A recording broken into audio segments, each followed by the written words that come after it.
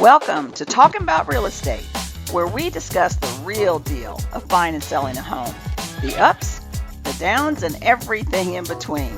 My name is Michele Towers. I'm a licensed real estate agent, and I'm sharing what you need to know about buying and selling to help move you toward better living.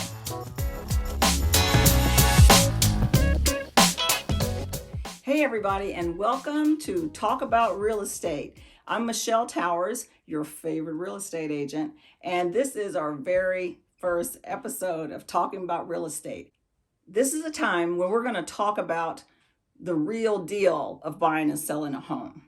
None of the pretty stuff that you see on TV, but the real life stuff and how things really go. I think we're going to have a lot of fun during our time together. And I would love for you to give me your comments below. Tell me what you think. If there's something that you want to talk about, let me know what you want to talk about and we will talk about it. So I thought I would start off, since this is our first one, to for those of you who maybe you don't know me very well, maybe you don't know how I got started, I'd kind of like to explain how I even got started in real estate. I was real estate, I'll just tell you, was the last thing on my mind for a lot of years. I started off as a mechanical engineer. I got my degree in mechanical engineering, and I worked in a few different fields of engineering for 22 years. And it was good. It was good work. It's great for some people. And it was fulfilling in some ways, but in other ways, I just was really not quite fulfilled. And I realized this because I wasn't using my gifts. And, here was my first real clue when every year, you sit down and you have your performance evaluations with your boss, and they're asking you what your goals are and what you want to do and what you can improve on and all of those fun things. And my boss told me, he said, Michele, you're doing a really good job, but you just talk too much. How about that? You just talk too much. And so it just kind of threw me back, and I left there and I thought about it and I realized, well, I don't want to stop talking. I think I need to find a career where I can get paid to talk. So I started looking into that, but actually it was really finding something that was really going to use my talents and my gifts and my whole personality in what I do. So I started on a quest there. So after 22 years, I quit engineering. And then I thought, well, maybe I should go into coaching, like being a life coach. So I got my license as a life coach, and I did some business coaching. I did some work with corporations and did team building and conflict resolution. And I worked with individuals on setting goals and helping them to get from point A to point B. And all of that was good. But after about 6 or 7 years of that, I still felt like this is not quite it. Something's missing. And I felt frustrated. And so, for those of you who know George, my husband, for those of you who don't, I have a husband named George. You'll hear me talk about him a lot because I kind of like him. But he's been in sales for, 25, 30 years, something like that. He sells food, but he's really good at what he does. And we had gotten to talking about how maybe George should go into real estate and get his real estate license one day. And so, we talked about it. We're like, yeah, that would be really good. You should do that. In the meantime, I wasn't really doing, honestly, much of anything because I was just kind of lost. I had stopped the coaching and I didn't really know what direction to go. I had just been asking God to show me what to do. But we had talked about George getting his license and that sort of thing. So one day, this was probably 9.5 years ago, we were walking our dogs that we had at the time. And we weren't even talking out loud. We were just walking quietly and enjoying our time with the dogs. And I heard myself, I thought to myself, George is so busy, he's never going to have time to get his real estate license. And suddenly, just like as clear as you can hear my voice right now, I heard a voice. I didn't hear it with my ears, but I heard it inside here. The voice told me, you have time. So it wasn't the voice did not say, I have time to get a real estate license. No, the voice said, you have time to get a license. And It was. I mean, call it what you want. It was a voice from God. It really was. It was so clear to me. There was no question about it. And 2 weeks later, I was in real estate school because I knew that that's what God had told me I was supposed to do. So I did all online classes. It was great. And I found out, oh, well, let me back up a little bit. I have to be honest with you. Before this, don't tell anybody, but I did not like real estate agents. Did not like them.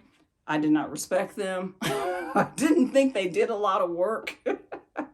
I kind of put them up in or put them in the same category as maybe used car salesmen or something like that. And no offense to you, used car salesmen, but we have a reputation. We have to push past that reputation that we tend to have. I did not think very highly of real estate agents. We had bought 5 houses before that, and it was just a scary thing for me. And I just didn't think that they were doing a whole lot, to be totally honest with you. But as I got into real estate school and I started learning all of this, I realized, my goodness, it takes a lot to be a good real estate agent. You have to be really, really smart. And you've got to be able to sort things out. And I started to realize as I went along, learning all these things, learning about the contracts and how deadlines work and how this all works with rules and regulations of the state and federal issues and all these things. And I just started to realize, my gosh, there really is a lot involved in this. And when we started digging into the details of the process of buying or selling a house, I started to realize that there were a lot of things that were not explained to me in the 5 times that we had previously bought a house. Now, there are all different types of real estate agents, and I'm not knocking anybody, but I know that 5 times we sold a house. Every single time I was really, really scared. It was a scary process. And you've probably found that too, as you were going through a process. If you ever bought or sold a house, it can be pretty scary. You're signing your name on all these papers and you don't even know what half these papers are. You don't know what this means. You don't know what the repercussions are of it. And it's a lot. And I realized that the reason that I was afraid the whole time was because nobody really took the time to explain to me what was going on. And I did. I went through all kinds of emotions as I was going through real estate school. I would go through surprise. I would go through shock and anger because it's like, I didn't know I got to choose that. Nobody ever told me that was my choice. Somebody made that choice for me. But as I started to just study, I realized that, it's so important for you as a buyer or as a seller to know what's going on in the process, because when you know what's going on, then you feel empowered. And when you feel empowered, you can make decisions and choices that are best for you. So it was just a really great experience going through real estate school. That was almost 9 years ago now. And here I am. I love what I do. And I will have to say this too, that I have also learned that God doesn't waste anything. And I want to tell you that if you are doing something in your life right now, if you have a job that you don't really like and you really wish you were doing something else, kind of like where I was, it was like, I don't really want to do this. I don't like this. I thought at first that I had wasted 22 years as an engineer. But I realized God doesn't waste anything, because as my background in engineering, I have found that it has become, it's very useful as a real estate agent. I am really good at project management.